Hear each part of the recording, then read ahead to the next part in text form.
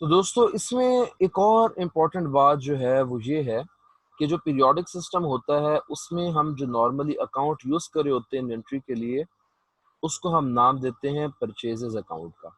Normally हम, वरना आप उसको इन्वेंट्री भी कह सकते हैं, कुछ और भी कह सकते हैं, लेकिन नॉर्मली जो अकाउंट हम इस्तेमाल करते हैं वो परचेजेस का अकाउंट इस्तेमाल करते हैं। और यहाँ पर जो हम नॉर्मली अकाउंट इस्तेमाल करते हैं वो हम या तो उसको स्टॉक अकाउंट का नाम देते हैं, या हम उसको इन्वेंट्री अकाउंट का नाम देते हैं, या हम उसको कोई और नाम भी दे सकते हैं, जैसे कि आपका मर्चेंटाइज हो गया, या आप इसको जो है वो अपनी इन्वेंट्री के पर्टिकुलर नाम से भी उसका नाम दे सकते हैं। फॉर एग्जांपल, अगर आप लोग आपकी जो बिजनेस की नेचर है वो ऐसी है कि आप मुख्तलिफ आइटम्स ऑफ इन्वेंट्री सेल कर रहे हैं, तो हर इन्वेंट्री आइटम को आप उसके अपने नाम के साथ जो है वो सेल कर सकते हैं। ठीक है, तो अब इसके अंदर जो नेक्स्ट चीज जो हम लोग डिस्कस करने लगे हैं वो क्या करने लगे हैं, इनकी जर्नल एंट्रीज डिस्कस करने लगे हैं। और जर्नल एंट्रीज डिस्कस करने के बाद हम थोड़ी सी इसके हवाले से थोड़ी सी प्रैक्टिस भी करेंगे। ठीक है, तो यहाँ पर सबसे पहले हम पीरियोडिक सिस्टम के हवाले से जर्नल एंट्री डिस्कस करते हैं। तो जब भी आप लोग पीरियोडिक सिस्टम के हवाले से जर्नल एंट्रीज की पास करेंगे इन्वेंट्री की, तो ऑब्वियसली क्योंकि मैंने आपको बताया था कि इन्वेंट्री हमारा करंट एसेट होता है, तो ऑब्वियसली जब आप इन्वेंट्री परचेज कर रहे हैं तो हमारा जो एसेट है यानी कि हमारी जो इन्वेंट्री है उसको डेबिट होना चाहिए। जैसा कि मैंने आप लोगों को बताया था कि इसमें हम इन्वेंट्री के लिए परचेजेस का लफ्ज़ यूज़ करते हैं, तो परचेजेस अकाउंट को हम डेबिट कर देते हैं। और उसके बाद कैश, अगर हमने कैश पे परचेज की हो, या अकाउंट पेएबल अगर हमने क्रेडिट के ऊपर परचेज की हो, तो दोनों अकाउंट्स में से किसी एक अकाउंट को हम जो है वो क्रेडिट कर देते हैं। ठीक है, ये बेसिकली जर्नल एंट्री होती है जब हम इन्वेंट्री को परचेज करते हैं अंडर पीरियोडिक सिस्टम। अच्छा, अब इन्वेंट्री के मुताल्लिक ये तो एक हमारे पास होगी इन्वेंट्री, परचेज ऑफ इन्वेंट्री। ठीक है, यहाँ पर हम इसको नीचे इसकी वो भी लिख देते हैं, नरेशन भी लिख देते हैं, परचेज ऑफ इन्वेंट्री, ताकि हमारे पास जो है इस इन्वेंट्री की तमाम इंफॉर्मेशन आ जाए। अब हमने इन्वेंट्री जो है वो रखने के लिए तो खरीदी नहीं, ऑब्वियसली हमने उसको सेल करना होता है। ठीक है, तो जब भी हमने इन्वेंट्री अपनी सेल करनी होती है तो ऑब्वियसली या तो हम उसको कैश पे सेल करते हैं, या हम उसको अकाउंट पे सेल करते हैं, यानी कि ऑन क्रेडिट सेल करते हैं। तो ऑन इन आइदर केस, जिस तरीके से भी हम अपनी इन्वेंट्री को सेल कर रहे हो, हमारी जो एंट्री बनती है वो क्या बनती है, इसमें हम अपना कैश अकाउंट को, या इन अदर वर्ड्स अगर हम अपना क्रेडिट के ऊपर हमने इन्वेंट्री सेल की है, तो अकाउंट रिसीवेबल्स को डेबिट करते हैं, और ये जो आपका सेल्स अकाउंट होता है, या जो आपका रेवेन्यू अकाउंट होता है, आप इस अकाउंट को क्रेडिट करते हैं। ये जो एंट्री पास होती है ये सेलिंग प्राइस से पास होती है, और ये जो ऊपर आपकी परचेज वाली इन्वेंट्री थी ये आपकी कॉस्ट प्राइस से पास होती है। ठीक हो गया। अच्छा, अब कभी कभार ऐसा, अच्छा, आप इस डबल एंट्री को देखकर, ये जो आप लोगों ने डबल एंट्री देखी है, इससे आप लोगों को एक बात तो अच्छे तरीके से क्लियर हो गई होगी कि यहाँ पर हमने इन्वेंट्री का परचेज रिकॉर्ड किया किस तरीके से, परचेजेस अकाउंट डेबिट करके और कैश अकाउंट को या पेबल अकाउंट को क्रेडिट करके। और यहाँ पर हमने इस डबल एंट्री में इन्वेंट्री का सेल जो है वो रिकॉर्ड किया। यहाँ इसकी नरेशन भी नीचे लिख देते हैं कि सेल ऑफ इन्वेंट्री। ठीक हो गया।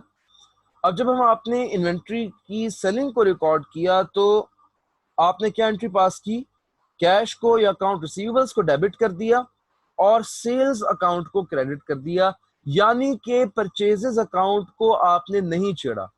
परचेजेस का इन तो रिकॉर्ड किया आपने, यानी कि इन्वेंट्री की रिसीट तो आपने रिकॉर्ड की है, लेकिन इन्वेंट्री का जो आउट है वो आपने रिकॉर्ड नहीं किया। यानी कि जब आपने इन्वेंट्री सेल की तो असूली तौर पे तो आपके स्टॉक में से वो खास अमाउंट ऑफ इन्वेंट्री जिसको आपने सेल कर दी है उसको रिड्यूस होना चाहिए था, लेकिन चूंकि आप पीरियोडिक सिस्टम के अंडर जो है वो अकाउंटिंग कर रहे हैं, लिहाजा आपने at the time of sale purchases को या अपनी इन्वेंट्री अकाउंट को कम नहीं किया, बल्कि आपने इस तरीके से डबल एंट्री पास की कि सेल का इम्पैक्ट भी रिकॉर्ड हो गया, लेकिन आपके इन्वेंट्री अकाउंट के ऊपर कोई हर्फ भी नहीं आया।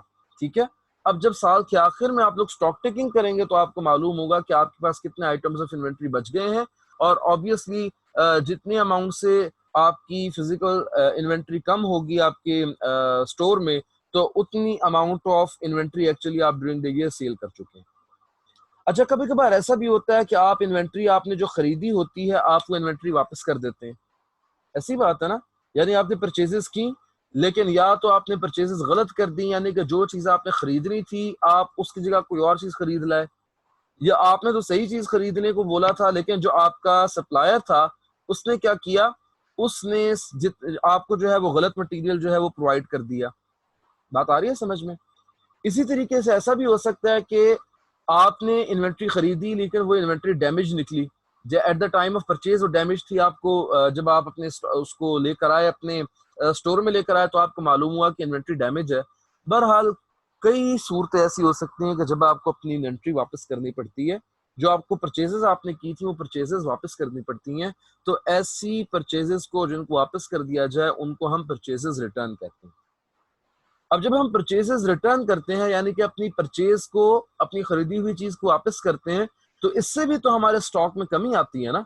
पहले हमारे स्टॉक में लेट्स सपोज 500 चीजें थी, लेकिन उसमें से हमने 200 चीजें वापस कर दी अपने सप्लायर को, हमने वो माल वापस कर दिया, तो ऑब्वियसली अब हमारे स्टोर में सिर्फ और सिर्फ 300 चीजें बाकी हैं, यानी कि हमारे इन्वेंट्री लेवल्स में कमी वाकई हुई है।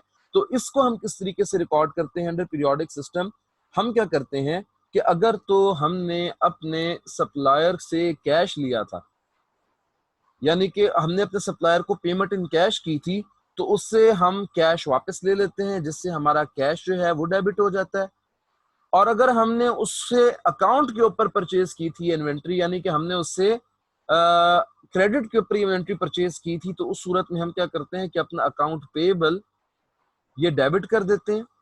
और अकाउंट पेएबल डेबिट करने का क्या मतलब है कि हमने अपनी लायबिलिटी को कम कर दिया। यानी कि लेट्स सपोज अगर पहले हमने उसको 1000 रुपया देना था, अब चूंकि हमने 500 रुपए की इन्वेंट्री उसको वापस कर दी है, तो सूरी तौर पे हमें उसको 1000 रुपया नहीं देना बल्कि 500 देना है। यानी कि हमने उसकी जो लायबिलिटी अपने पास पहले बुक की थी, हमने उस लायबिलिटी को अपने पास 500 से रिड्यूस कर देना है।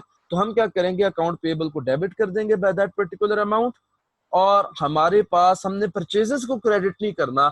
यहां पर हम एक अकाउंट यूज करते हैं जिसको हम कहते हैं परचेजेस रिटर्न। ये परचेजेस रिटर्न का हम एक अकाउंट यूज करते हैं और इस अकाउंट को हम जो है क्या कर देते हैं, क्रेडिट कर देते हैं। ये जो परचेजेस रिटर्न है ये बेसिकली आपकी इन्वेंट्री का या आपकी परचेजेस का एक कॉन्ट्रा अकाउंट होता है। और जब आप अपनी बैलेंस शीट के अंदर एट द ईयर एंड जब आप अपने फाइनल अकाउंट्स बना रहे होते हैं, आप अपनी इन्वेंट्री को शो करते हैं या अपनी सेल्स को शो करते हैं अपनी इनकम स्टेटमेंट में, तो उसमें आप परचेजेस, जब आप कॉस्ट ऑफ सेल कैलकुलेट कर रहे होते हैं तो परचेजेस में से परचेजेस रिटर्न को हमेशा माइनस करते हैं। बता रही है समझ में। इसका नरेशन अगर हम लिखना चाहें तो हम ये लिख सकते हैं कि रिटर्न ऑफ परचेजेस या परचेजेस रिटर्न।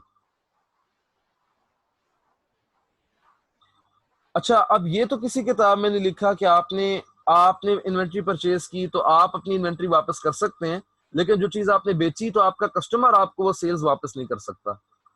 जैसे आपको हक हासिल है कि आप अपनी खरीदी हुई चीज वापस करें, इसी तरह आपके कस्टमर को भी हक हासिल है कि वो भी अपनी खरीदी हुई चीज आपको वापस करे।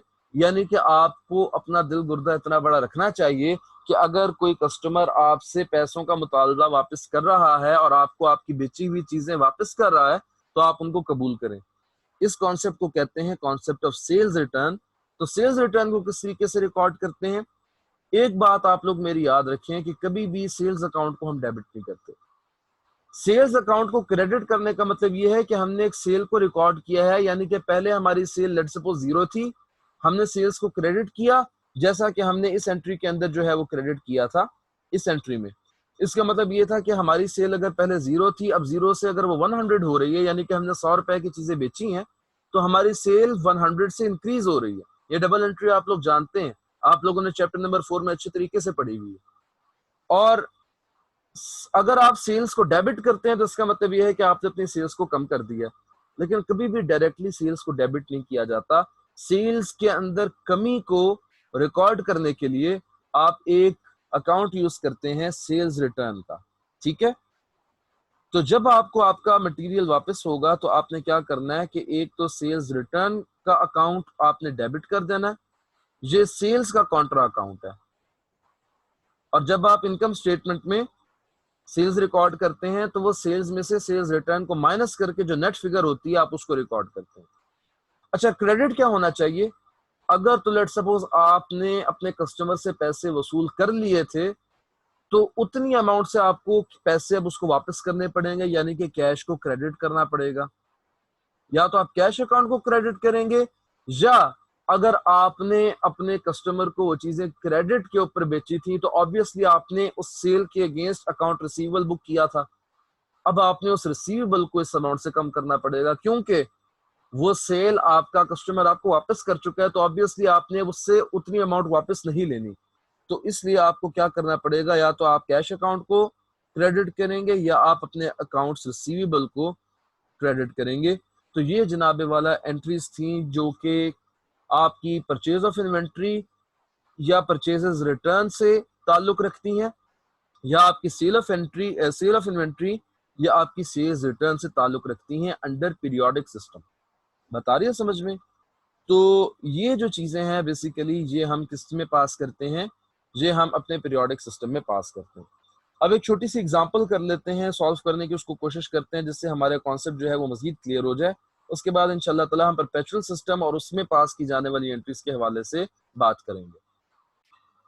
तो दोस्तों ये आपके सामने जो है एक एग्जांपल क्वेश्चन स्टेटमेंट लिखी हुई है, और रिक्वायरमेंट ये है कि हमने क्या करना है कि हमने ये जो ट्रांजैक्शंस नीचे लिखी हुई हैं, टोटल 5 ट्रांजैक्शंस हैं, हमने इन ट्रांजैक्शंस की जर्नल एंट्री पास करनी है पीरियोडिक सिस्टम के तहत भी और परपेचुअल सिस्टम के तहत भी।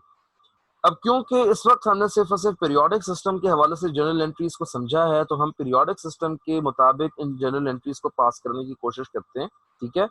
और उसके बाद जब हम परपेचुअल सिस्टम की जर्नल एंट्रीज को पढ़ लेंगे तो हम क्या करेंगे कि परपेचुअल सिस्टम के हवाले से इन एंट्रीज को पास करेंगे, ठीक है। अच्छा, अब इस सवाल को करने से पहले मैं एक चीज आप लोगों के साथ शेयर करना चाहता हूं। ये बेसिकली फॉर्मेट है आपकी जनरल एंट्री को पास करने का, और ये फॉर्मेट एग्जैक्टली आपने अपने एग्जाम में यूज करना।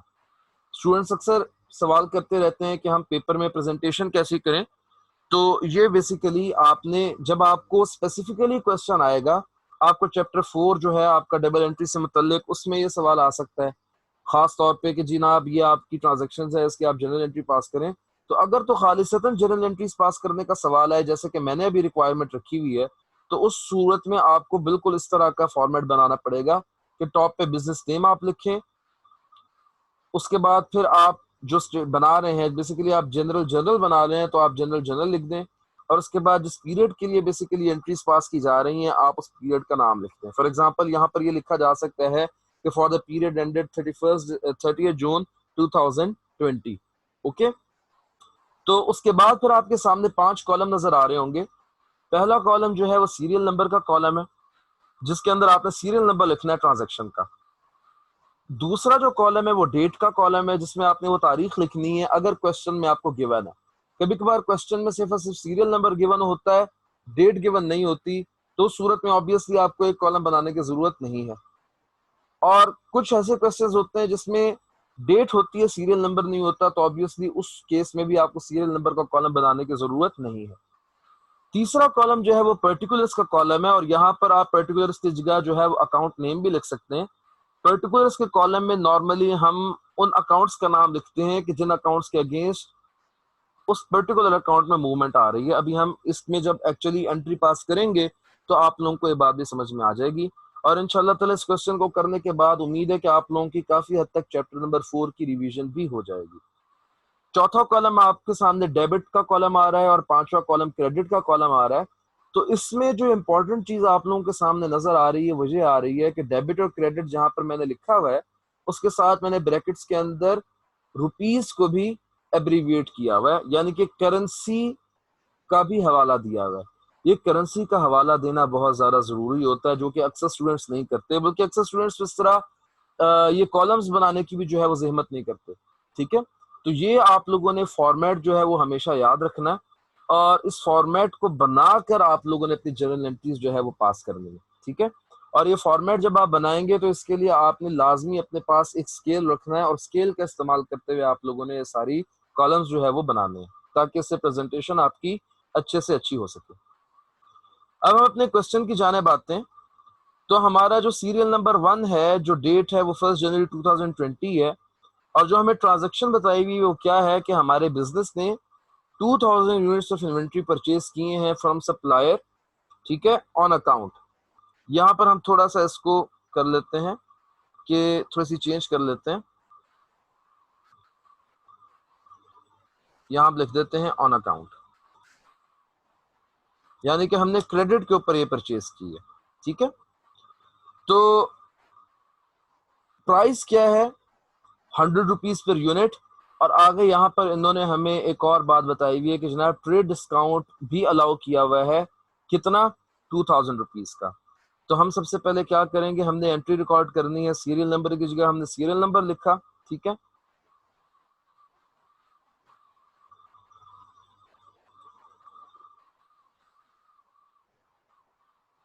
चलो, डेट की जगह हमने डेट लिखी। पर्टिकुलर्स में हमने क्या करना है, पर्टिकुलर्स में बेसिकली हमने उन अकाउंट्स का नाम लिखना है जिस अकाउंट्स में मूवमेंट आ रही है। अब चूंकि हम पीरियोडिक सिस्टम के हवाले से बात कर रहे हैं तो हमने क्या करना है कि 2000 यूनिट्स हमने खरीदे हैं और कॉस्ट कितनी बनती है, 100 रुपीज पर यूनिट के एतबार से। तो पर्टिकुलर्स के अंदर हम यहाँ पर लिखेंगे purchases account, purchases account. Debit होना चाहिए, जैसा कि डबल एंट्री भी आप लोगों को सिखाई है। और डेबिट किस अमाउंट से होना चाहिए, डेबिट होना चाहिए 2000 यूनिट्स खरीदे हैं एट द रेट ऑफ 100। लेकिन आप लोगों को ये भी मालूम है कि इसके ऊपर हमें एक डिस्काउंट भी मिला है, कितने का,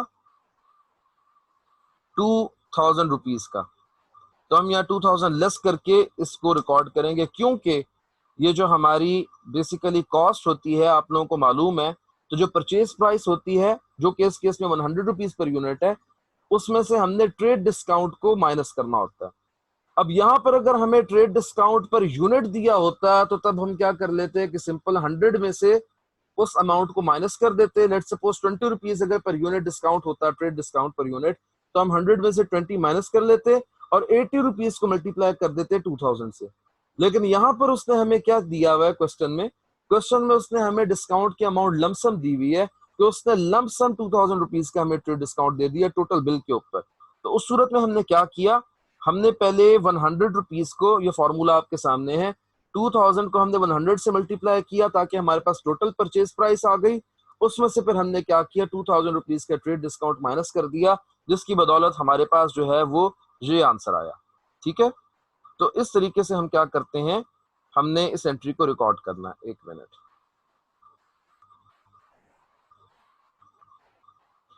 अब दूसरी एंट्री जो इसकी पास होगी वो क्या होगी, हमने अकाउंट में क्योंकि परचेज किया है तो हम क्या करेंगे, इसके अकाउंट पेबल जो है ना उसकी एंट्री पास करेंगे और अकाउंट पेबल को हम क्या कर देंगे, क्रेडिट कर देंगे। किस अमाउंट से क्रेडिट करेंगे, ऑब्वियसली जो अमाउंट हमने डेबिट की उस अमाउंट से हम इसको क्रेडिट कर देंगे 198,000 रुपीज से। तो अब हमने इस एंट्री की बदौलत अपने बुक्स ऑफ अकाउंट्स में परचेजेस को 198,000 से डेबिट कर दिया है और अकाउंट पेबल को आपने क्या किया है कि 198,000 से क्रेडिट कर दिया। अब यहाँ पर जो है क्योंकि ट्रांजैक्शन नंबर भी 1 है और डेट भी इसकी जो है वो सेम है, लिहाजा हम क्या करते हैं कि इन दोनों को हमने एक डेट और एक सीरियल नंबर असाइन कर दिया। पहली ट्रांजैक्शन हमने पास कर ली और इसके हमें पूरे मार्क्स जितने भी एग्जामिनर ने रखे होंगे वो हमें मिल गए। अब जो दूसरी ट्रांजैक्शन है उसमें क्या हुआ कि हमें उसने क्या बताया है कि 2 जनवरी 2020 को क्या हुआ, हमें सप्लायर ने एक टर्म ऑफर की कि अगर हम 10 दिन में उस सप्लायर को पेमेंट कर देते हैं तो 5% डिस्काउंट हमें मिल जाएगा और अगर हम 20 दिन के अंदर पे करते हैं तो हमें कोई डिस्काउंट नहीं मिलेगा। अब क्या इस पर्टिकुलर ट्रांजैक्शन का कोई इम्पैक्ट है फाइनेंशियल, क्या हमें कोई जर्नल एंट्री पास करनी चाहिए इस पर्टिकुलर ट्रांजैक्शन के लिए जिसका सीरियल नंबर 2 लिखा हुआ है और जिसकी डेट 2 जनवरी 2020 है। हमें एक्चुअली ये कोई ट्रांजैक्शन है ही नहीं, कोई फाइनेंशियल ट्रांजैक्शन है ही नहीं। इसमें सिर्फ और सिर्फ एग्जामिनर ने हमें ये बात बताई हुई है कि सप्लायर ने हमें एक ऑफर की कि हम अगर उसको 10 दिन के अंदर पेमेंट कर देते हैं, फुल सेटलमेंट कर देते हैं, तो हमें 5% डिस्काउंट मिल जाएगा, और अगर हम 20 दिन के बाद पेमेंट करेंगे तो हमें कोई डिस्काउंट नहीं मिलेगा। यानी कि इन अदर वर्ड्स 5 दिन के बाद अगर हम पेमेंट उसको 10 दिन के बाद अगर हम पेमेंट उसको करते हैं तो हमें कोई डिस्काउंट नहीं मिलेगा। तो 6 जून को जो हमारी सीरियल नंबर 3 में आपको ट्रांजेक्शन आ रही है, हमें क्या इंफॉर्मेशन दी गई है कि हमने क्या किया, we made full settlement of the payable account generated on 1 January 2020। अब देखिए 2 जनवरी को हमें ऑफर हुई और 6 जनवरी को, यानी कि हमने ऑफर होने के तीसरे दिन ही क्या कर दिया, पेमेंट कर दी। तो इसका मतलब ये हुआ कि हम इस 5% डिस्काउंट के हकदार बन गए। और इस 5% डिस्काउंट को हम क्या कहेंगे, ये 5% डिस्काउंट हमारा जो है वो सेटलमेंट डिस्काउंट होगा या कैश डिस्काउंट होगा, और इसकी भी अलग से हम लोग जनरल एंट्री जो है वो पास करते हैं। तो आइए देखते हैं कि जो 30 जून वाली ट्रांजेक्शन है इसका इम्पैक्ट क्या आएगा। अच्छा, अब यहाँ पर मैं आप लोगों को एक और मजे की बात बताऊं कि यहाँ पर आप लोग ये किया करें कि जो सीरियल नंबर क्वेश्चन में आप लोगों को बताया होता है ना ट्रांजेक्शन के हवाले से, आप लोग उसी सीरियल नंबर को यहाँ पर पेस्ट किया करें। ये चीज मैंने जानबूझकर इस तरह से प्रेजेंट की थी, मैं चाहता था तो एडिशनल इंफॉर्मेशन देकर भी नीचे लिख सकता था और जो तीसरी ट्रांजेक्शन है उसको सीरियल नंबर 2 दे देता, लेकिन मुझे पता है कि स्टूडेंट्स इस तरह की गलती अक्सर करते हैं ना समझी में पेपर के दौरान। वो क्या करते हैं कि अपनी मर्जी से कोई एंट्री पहले पास कर देते हैं, कोई बाद में पास कर देते हैं, लेकिन जो सीरियल नंबर होता है वो भी अपने हिसाब से देते हैं, क्वेश्चन का सीरियल नंबर फॉलो नहीं करते। उससे क्या होता है कि आपका सवाल कट जाता है और फिर आपको अफसोस होता है कि हमने पेपर ठीक किया था लेकिन पेपर पास नहीं हुआ। तो यहाँ पर हमने क्या करना है कि सीरियल नंबर 3 लिखेंगे हम यूं करके, डेट लिखेंगे जो कि हमारी बन रही है 6 जून, 6 जनवरी एक्चुअली था, सॉरी, इसको थोड़ा सा डेट्स आगे पीछे हो गई हैं, एक मिनट, इसको यहाँ हम थोड़ा सा एडजस्ट कर लेते हैं। तो हम जो डेट है यहाँ पर अपनी 6 जनवरी 2020, यहाँ पर हम वो डेट लिखेंगे।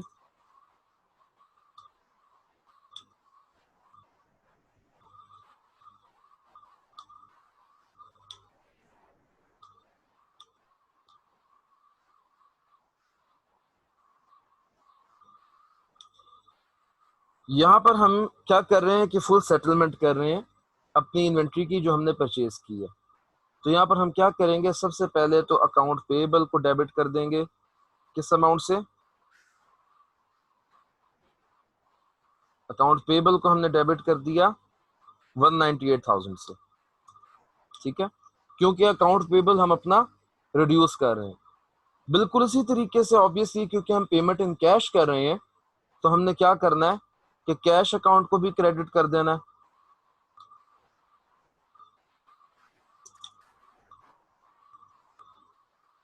और कितनी अमाउंट से क्रेडिट करना है,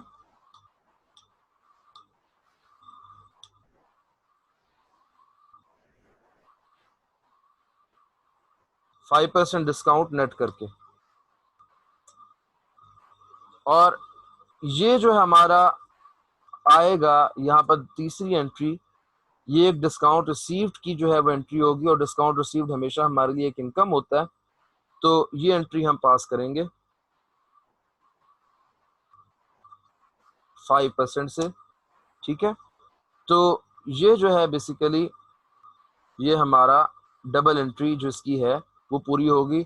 और इससे आप लोगों को एक और बात भी समझ में आ गई कि जो हमारा डबल एंट्री सिस्टम होता है बेसिकली वो डुअलिटी कॉन्सेप्ट के ऊपर बेस कर रहा होता है। और डुअलिटी कॉन्सेप्ट का क्या मतलब है कि एक फाइनेंशियल ट्रांजैक्शन के मिनिमम 2 इम्पैक्ट्स हो सकते हैं, एक डेबिट का इम्पैक्ट और एक क्रेडिट का इम्पैक्ट। मिनिमम 2 हो सकते हैं, ज्यादा से ज्यादा कई इम्पैक्ट्स हो सकते हैं। जैसे कि अभी आपको पता चला कि इस ट्रांजैक्शन के 3 इम्पैक्ट्स थे, एक इम्पैक्ट डेबिट का था और 2 इम्पैक्ट्स जो है वो क्रेडिट के थे। और जब आप इनका सम करते हैं तो आपको पता चलता है कि जो टोटल डेबिट एंट्री और क्रेडिट एंट्री है वो सेम है। मैंने इनका सम किया है, देखिए 198,000 आ गया, और वो जो आपके पास डेबिट एंट्री है वो भी आपके पास किससे है, 198,000 से, ठीक है। तो ये हमारी जो दूसरी ट्रांजैक्शन थी, यानी कि जो तीसरी ट्रांजैक्शन थी, इस डाटा के मुताबिक वो हमने पूरी कर ली, और अपने हमने इस परचेज को और इस परचेज की पेमेंट को और जो डिस्काउंट का हमारा रिसीट था उसको हमने रिकॉर्ड कर लिया। फोर्थ ट्रांजैक्शन को देखते हैं, ये एक सेल की ट्रांजैक्शन है, और इसमें क्या है कि हम अपने 500 यूनिट्स इन्वेंट्री के सेल कर रहे हैं at a selling price of 175 per unit. और इसमें हमें ये बताया हुआ है कि जो 25% अमाउंट है वो हमें कैश में रिसीव हुई है, और जो बाकी अमाउंट है वो क्या है, वो हमें 30 डेज बाद मिलेगी। यानी कि 25% जो ये सेल है ये कैश सेल है, और 75% जो सेल है ये क्रेडिट सेल है। आइए देखते हैं कि हमने इसको किस तरह से रिकॉर्ड करना है। तो सीरियल नंबर हमने 4 लिखा, यहाँ पर हमने 8 जनवरी 2020 जो कि इसकी डेट है वो हमने लिखी, और हमने क्या करना है कि कैश अकाउंट को यहाँ पर हम डेबिट कर देंगे कैश को रिकॉर्ड करने के लिए। और 500 यूनिट्स हमने कितने पर सेल की हैं, 175 पर यूनिट। तो यहाँ पर हम इसको रिकॉर्ड कर देते हैं, और 25% क्योंकि कैश सेल है लिहाजा इसका 25% आप यहाँ रिकॉर्ड कर लें। दूसरे नंबर पे आपने अपना अकाउंट रिसीवेबल जो है वो जनरेट करना है। अकाउंट रिसीवेबल जो है ये डेबिट हो जाएगा। कितनी अमाउंट से डेबिट होगा, 500 मल्टीप्लाइड बाय 175 मल्टीप्लाइड बाय 0.75 से। और तीसरे नंबर पर आपने क्या करना है, अपने सेल्स अकाउंट को आपने क्रेडिट कर देना है क्योंकि ये आपकी सेल हुई है। और कितनी अमाउंट से, 500 मल्टीप्लाइड बाय 175। बता रही है समझ में। तो अब इस ट्रांजैक्शन में भी देखिए कि 3 इम्पैक्ट्स हैं, और अगर आप इसको ऐड करके देख लेते हैं तो ये डेबिट एंट्री और क्रेडिट एंट्री दोनों सेम है। ओके, तो ये जो हमारी तीसरी ट्रांजैक्शन है सेल को रिकॉर्ड करने के हवाले से वो भी कंप्लीट हो गई। अब हम बात करते हैं अपनी जो फाइनल ट्रांजैक्शन है इसके हवाले से। ये हमारा सीरियल नंबर 5 है और 12 जनवरी 2020 की ट्रांजैक्शन है। इसमें हमें बताया गया है कि जो कस्टमर है उसने हमें ऑफर किया है एक early payment against a discount of 10% that business approve. कि हमने कुछ नहीं कहा अपने कस्टमर को, लेकिन कस्टमर ने हमें ऑफर की कि देखो मैंने तुम्हें 30 दिन बाद भी पेमेंट करनी है, मैंने तुम्हें 10 दिन बाद भी पेमेंट करनी है। तो अगर मैं तुम्हें जल्दी पेमेंट कर देता हूं तो तुम्हें, लेकिन तुम मुझे 10% डिस्काउंट दे दो तो मैं तुम्हें जल्दी पेमेंट कर देता हूं। हमने कहा कि यार ठीक है, आज का पैसा कल के पैसे से अच्छा होता है, तो ठीक है हम तुम्हें 10% डिस्काउंट दे देते हैं, तुम क्या करो हमें फुल पेमेंट कर दो। तो कस्टमर इस पे एग्री हो गया और हमें पेमेंट जो है उसने कर दी 10% डिस्काउंट के साथ। अब ये जो डिस्काउंट हमने इसको दिया है, जो सेटलमेंट डिस्काउंट हमने अपने कस्टमर को दिया है, ये हमारे लिए डिस्काउंट अलाउड होगा, और डिस्काउंट अलाउड हमेशा एज एन एक्सपेंस जो है वो बिजनेस के लिए ट्रीट होता है। तो हम इस पर्टिकुलर ट्रांजैक्शन के लिए क्या एंट्री पास करेंगे, इसको हम नंबर 5 जो है नाम दे देते हैं इस ट्रांजैक्शन को, और ये 12 जनवरी की ट्रांजैक्शन है। तो यहाँ पर हमने डेट लिखी। अब यहाँ पर क्या होगा, हमें कैश मिलेगा क्योंकि कस्टमर हमें कैश पे कर रहा है। तो आप कैश अकाउंट को डेबिट कर दीजिए, कितनी अमाउंट से, ये जो आपका अमाउंट रिसीवेबल था ना 65,625, आपने बेसिकली इसको कम करना।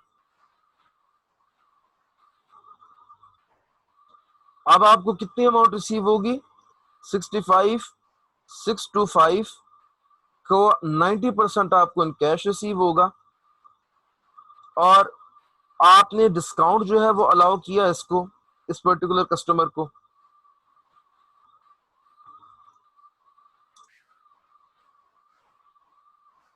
एक बात आप लोग याद रखें कि जो डिस्काउंट होता है ना, ये हमेशा क्रेडिट, जो सेटलमेंट डिस्काउंट होता है ये हमेशा क्रेडिट सेल के ऊपर होता है। कैश सेल के ऊपर कभी भी सेटलमेंट डिस्काउंट जो है वो नहीं मिलता। कैश सेल के ऊपर ट्रेड डिस्काउंट मिल सकता है, लेकिन सेटलमेंट डिस्काउंट कभी भी नहीं मिलता। तो यहाँ पर डिस्काउंट हमने कितना अलाउ किया है, 10%, यानी कि